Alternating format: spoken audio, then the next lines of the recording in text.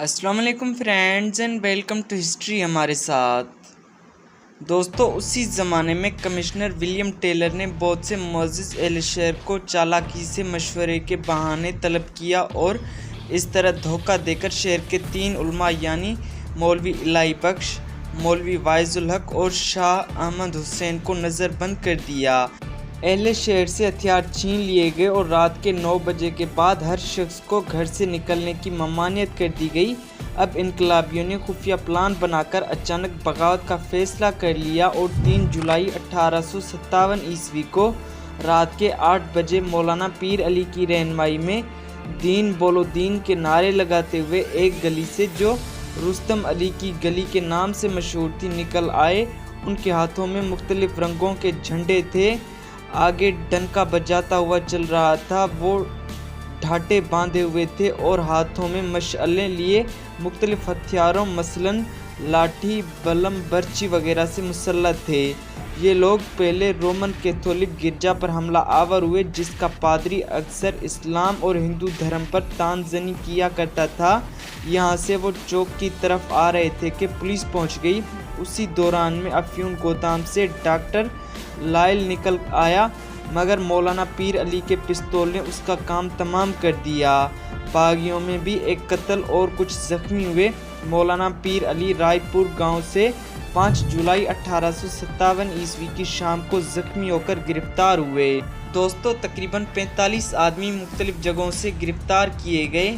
جہان آباد کے تھانے سے بھی کچھ پکڑے گئے اور ان کے بیانات سے اس سازش کا انکشاف ہوا جو بغاوت کے لیے کی گئی تھی۔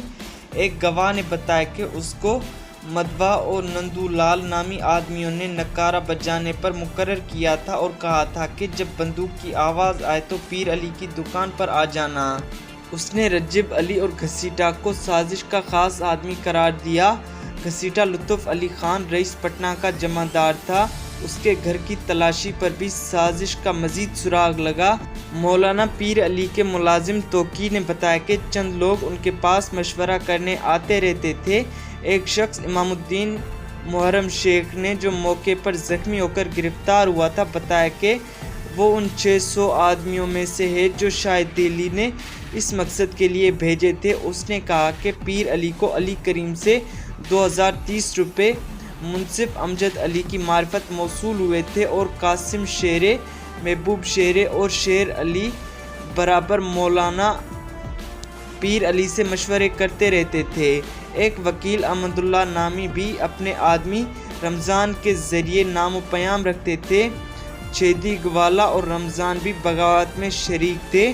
تجویز یہ تھی کہ بغاوت کامیاب ہونے کے بعد قاسم شیرے کو تخت پر بٹھایا جائے گا۔ قاسم بھی مولانا پیر علی کو برابر روپیہ بھیج رہا تھا اور اس سے برابر مشورے کرتا تھا۔ ایک اور گواہ امیر جان نے کہا کہ ان سب کے درمیان خفیہ جلسے ہوتے تھے مگر وہ جگہ ٹھیک نہ بتا سکا۔ مجموعی طور پر 19 کو پھانسی، 5 کو جلاوطنی، 2 کو 14 سال اور 13 کو 10 سال قید کی سزا سنائی گئی۔ دوستو، جب مولانا پیر علی کو پھانسی دیتے وقت ان سے خفیہ تحریک کے راز اور ان کے ساتھیوں کے نام بتانے کو کہا گیا تو انہوں نے کہا، زندگی میں ایسے موقع بھی آتے ہیں جن میں جان بچانا ثواب ہوتا ہے اور ایسے بھی آتے ہیں جن میں جان دے دینا ہی سب سے بڑی نیکی گنی جاتی ہے۔ تم مجھے پھانسی دے سکتے ہو مگر اس زمین سے ہزاروں تمہارے خلاف اٹھتے رہیں گے اور اطمینان سے حکومت کرنے کا جو مقصد تمہارے سامنے ہے وہ کبھی پورا نہ ہوگا۔ ولیم ٹیلر نے مولانا پیر علی کو عزم و ہمت، خوددار اور عظیم الشان شخصیت کا مالک لکھا ہے۔ چنانچہ جب حاکم نے دھمکی دی کہ تمہارے مکان کی اینٹ سے اینٹ بجا دی جائے گی، جائیداد ضبط ہوگی، تو پیر علی اپنی جگہ اٹل تھے۔ ان واقعات کی خبر سن کر دانا پور کی سب سے زیادہ وفادار پلٹون بھی باغی ہو گئی، اپنی وردیاں پھاڑ دیں اور سون ندی کی طرف بڑھی۔ اب یہ باغی پلٹونیں جگدیش پور کی راہ پر جا رہی تھیں جہاں کنور سنگھ موجود تھے اور ان باغی سپاہیوں کی رہنمائی سردار ہری کرشن سنگھ نے کی تھی۔ دوستو، ہری کرشن نے کنور سنگھ کو خط لکھ کر درخواست کی کہ وہ قیادت سنبھال لیں۔ چنانچہ ان کی رہنمائی میں یہ باغی پلٹونیں آرا ضلع شاہ آباد میں آ گئیں جہاں انہوں نے خزانہ لوٹا، قیدی چھڑائے، دفتر اور سرکاری عمارتیں برباد کر دیں۔ انگریزوں نے ایک قلعے میں پناہ لی، انقلابیوں نے محاصرہ کر لیا اور گولیاں برسائیں۔ جب اس طرح کام نہ چلا تو سرخ مرچوں کے تھیلے جمع کر کے ان میں آگ لگا دی۔ انگریز سخت پریشان ہو گئے مگر باہر پھر بھی نہ نکلے۔ توپیں لا کر گولہ باری کی گئی۔ اس دوران میں انگریزی فوج پیچھے سے آ گئی مگر جب وہ قریب آئی تو باغی کہیں نظر نہ آتے تھے۔ اچانک آم کے ہر پیڑ سے انگریزی فوج پر گولیاں برسنے لگیں اور گولیاں چلانے والے نظر بھی نہ آتے تھے کیونکہ رات کا وقت تھا اور باغی سپاہی درختوں کی آڑ میں چھپے ہوئے تھے۔ ان کے رنگین کپڑوں کو رات کی سیاہی نے اور بھی چھپا لیا تھا لیکن سفید کپڑوں میں ملبوس انگریزی فوج صاف چمک رہی تھی۔ انگریزی فوجیں بدحواس تھیں، مقابلہ کریں تو کس سے؟ صرف چاند اور تارے ان کی بدحواسی پر مسکرا رہے تھے۔ مجبوراً یہ فوج جس میں سکھ بھی شامل تھے پسپا ہو کر بھاگی اور جب دریائے سون پر پہنچی تو کشتیاں بھی غائب تھیں۔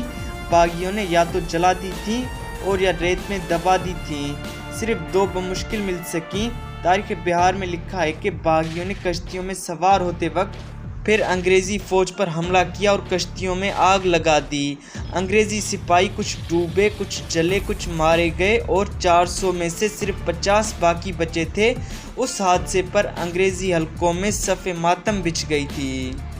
دوستو، آرا میں محاصرہ جاری رہا۔